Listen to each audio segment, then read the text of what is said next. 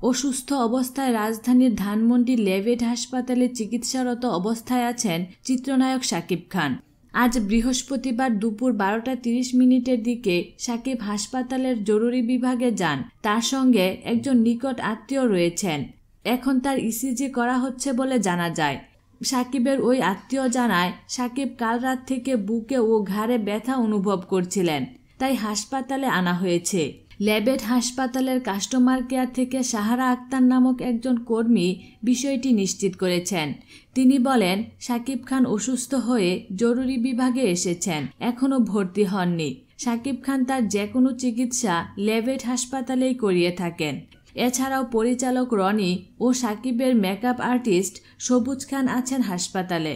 শাকিব খান অধ্যাপক ডক্টর আব্দুল ওয়াদুদ চৌধুরীর তত্ত্বাবধানে চিকিৎসাধীন আছেন।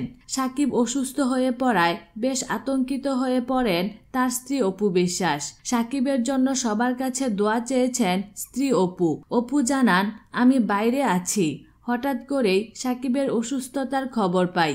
শাকিবের অবস্থার খবর রাখছি। আমি এখন বাসায় যাচ্ছি, কারণ আমার বাচ্চাও অসুস্থ।